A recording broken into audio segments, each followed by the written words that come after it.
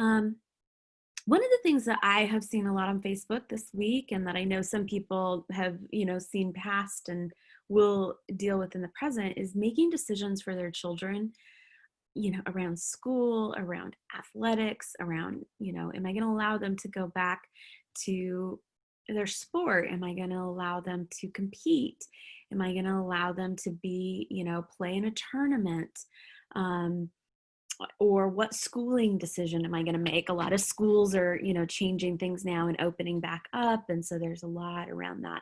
And I just know that for a lot of people, this is a really big thing. For a lot of parents, it's, how do I make decisions for my children? And I think for coaches or athletic directors, head coaches, how do I make decisions for my gym, for my athletic department? That affects so many people. And I think when we're making decisions that affect other people, sometimes that can, that are making decisions for others, sometimes that hits us in a different way than when we're making a decision for ourselves. I know for me, I am in charge of my father's life. I'm power of attorney. I am in charge of his health care, his finances, everything that has to do with his life. And when I first stepped into that role, I was terrified. The idea of making decisions for him, I just felt paralyzed in. And so while I'm not a parent myself, I know that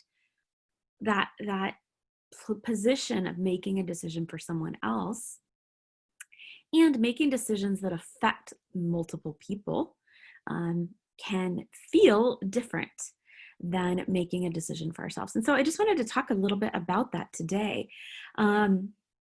And I wanted to talk about our brains in that. So if you have any questions around this topic or around any topic, please post them down in the Q&A.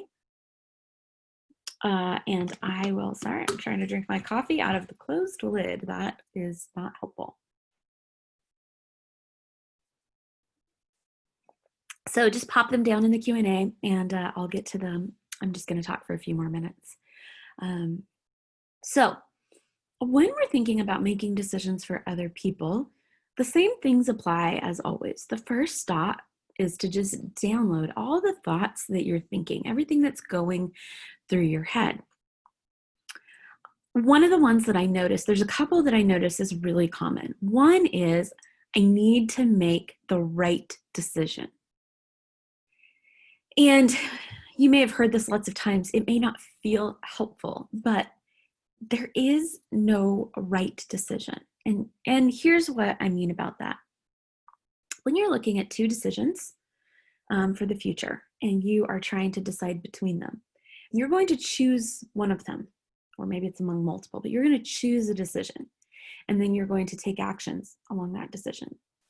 And we only get to live in one time-space continuum.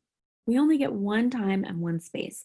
And so we will never know how having chosen a different decision would have played out. We'll never know. That is unknowable. And so to think that there's a way that you could ever know whether or not a decision is right is really not, there's just no truth to that.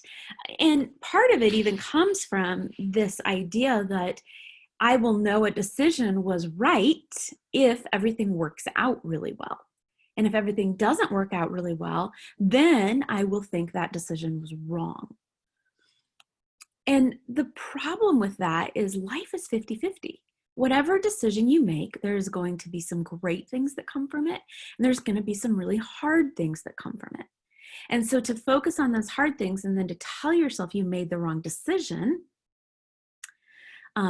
is not helpful, because if you would have made the other decision, there would have been great things that came from it, and there would have been hard things that came from it. And you're never going to know for certain that these were the right hard things or the wrong hard things. And so fighting against that reality, fighting against the reality that you'll never be able to know if a decision was right or wrong, and you'll never be able to know how things would have played out if you would have made the different decision, or that one decision will lead to all the things being good all the time, or most of the things being good most of the time, and the other decision will, and so that makes it right. But if it leads to bad things, that makes it wrong. Life is always 50-50, so that's always going to backfire against you. So when you're making a decision, releasing yourself from the impossible. It is impossible to know if a decision is right or is wrong, because you'll never know the other outcome. You'll never know which one would have been better. And so stop fighting with yourself amongst that. Stop putting on yourself something that is impossible. You might as well be telling yourself that you need to be able to fly, like not on a plane, but literally with your arms.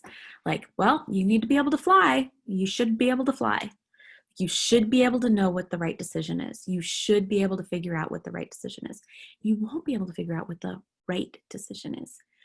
You can just figure out what the decision is and decide that that is going to be the right decision for you because it's the one that you made. It's going to be the right decision for you because it's the one that you made. And you're going to always have your back. You're going to make the best decision that you know how to make. And then you're going to support yourself in that decision because you'll never be able to know if the other decision would have been better. And so you're always going to have your own back. And when you're able to move to that place where you're going to make the best decision you can, and then you're always going to believe that you make great decisions, that you do your very best to make the best decision you can make, and that's all you can do. And all you can hold yourself responsible for is what you can humanly do. And that's all you can humanly do. So you're going to do that. So first, releasing yourself from the idea that there's a right decision and a wrong decision. I think when it comes to making decisions for other people, though, we add this layer on of like, I'm going to ruin their lives, like if I make a decision and I have to experience negative consequences for that decision, then that's on me. But if I make a decision and they have to experience negative consequences, then that's not fair. But again, it is part of the human reality, right? It's part of parenting. It's part of being a coach or a business owner, is that you have to make decisions that affect other people. And that's just part of the game. And in the same way, you're going to do your best to make a well thought out, educated decision, but you're just going to support yourself in making that decision. And you're going to believe that it's the best decision that you could have made. Going to the place of, of looking at the decision and thinking I'm going to ruin their lives. Or, I've seen people, sorry, I'm a little frog in my throat. Seeing people just looking at things and making it mean something about them, or making it mean something about their child's future, their child's life. And again, all those things are unknowable. You can't look into the future and know for certain what's going to happen. And that's not what you've been given to do. That's not the responsibility you've been given to do. And so what if you thought, whatever happens is for my child? I'm for my child. I'm going to make the best decision I can make for them. And whatever happens is for them, even the hard things, even the negative things. Those things are going to help shape them into the person that they are supposed to become. Those hard things, those negative things. And I'm going to do my very best to make a decision that I believe is in their very best interest. But I'm going to believe that whatever happens from that is going to be for their best. It is for their best that they have you as a parent. It is for their best that they have you as a coach. It is for their best that they have you as an athletic director. And you are going to do your very best to set up a situation for them that is the best for them, the best that you know how. And then that's all you can do. And you can feel sure about your decision if you are able to say, I am going to make the best decision I know how, and then I'm going to be all in on that decision. And so, taking some specific examples, going back to school. I know a lot of you are in positions right now where your schools are deciding to move back from distance learning to some sort of hybrid or in-person learning. And so you have to make a choice again. A lot of you made a choice just a month or two ago, but you have to make the choice again what you're going to do. And when you're going to do that, you have a lot of thoughts about it, and you have, so you've got thoughts about, okay, if they go back to school, all the thoughts, download them all, get them all on paper. What are all the thoughts that you have about them going back to being in person? What are your fears? What are your worries? What are you making it mean about yourself? What are you making it mean about your school or the teachers? Just get it all out. And then do the same to get it all out for, okay, now you make the decision for digital learning and get all of that out. What are you making it mean about yourself, about the teachers, about the school, about your child, about their future? What are you making it mean about your job, about all of the things? Just write it all out. Get it all out on paper. And then there's two different things that I want you to do. The first is I want you to look at the things that are your thoughts, that are fears, and I want you to begin to poke holes in them. Like, how would that not be the case? How would that not be true? How is it possible that that might not work out that negative way? And then do the same thing on the other side. Poke the holes in the areas of fear. How might that not be the case? What evidence do you know of that could work out well? And just begin to poke holes in them. Then I want you to think through, write down the best case scenario for if everything, you send them back to school, and the best case scenario. It all goes so well, just all the good parts. You just look at all the good parts and you help your brain release itself from some of the fear that you're experiencing. You just imagine a future that goes really well. They go back to school, everybody stays healthy, they get to be around their friends again, they get this, they get maybe a better quality of education, if that's what you think. They, you get to experience being able to be all in on your work again. And just everything goes really, really well. And then go to the opposite side and you do digital learning. Your kids get prepared for, how to work digitally even more than they've been. And it prepares them for college and for jobs in ways that they've never experienced before. And they just thrive. They just do really, really well in that situation. And they're able to have lots of extra time at home to engage in some of the things that you always love for them to engage in, but there's not time when they're going in person. And, they get to just have this significant year of time at home, or, whatever it is, write it all down, all of the best ways that it could possibly work out. And then when you look at you poke holes in the fear and you look at where those things might not be true, and you look at the best case scenarios, then you go, okay, what do I want in that best case scenario? Choosing between those best case scenarios, what do I want?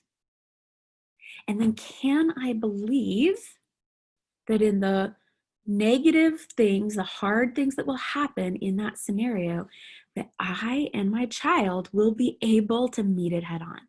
We have everything we need to deal with the hard things in that situation. Can I actually step in and believe that? And so then when you look at that, you're looking at all of the areas that you were in fear, and you're going to poke holes in how those fears might not be real. Because your brain is on fear high right now. Your primary brain is telling you that you're going to die at every second and every turn, because things are scary for you and things are different and things are, our brain is just on overload with fear right now. And so poke holes in some of the fear. Tell yourself, Like, tell that part of your brain, like, it's noted. I know you're just trying to keep me safe, but we're gonna be fine. We're gonna be okay. And in being okay, I can make the best decision. A lot of times we think that making decisions out of fear will help make us create us to make safer decisions. But when we make decisions from our prefrontal cortex, from our thinking brain, from our human brain, instead of from our animal or primary brain, that's the place of fear, um, we're able to really make the best decisions for ourselves and the decisions that we really want to make. And so that's where you're going to poke holes in the fear and put some of that to rest. Not to say that those things won't happen, but to be able to really look at the likelihood of those things and to look at a reality in which those things may not happen. Then you're going to look at all of the ways that you think that this could be the best decision. And when you do that and you allow yourself to go there, just imagine, just pretend, and you allow yourself to go there, you open up the space for you to get in touch with what you really want and what you really think, and you clear away some of the fog of fear.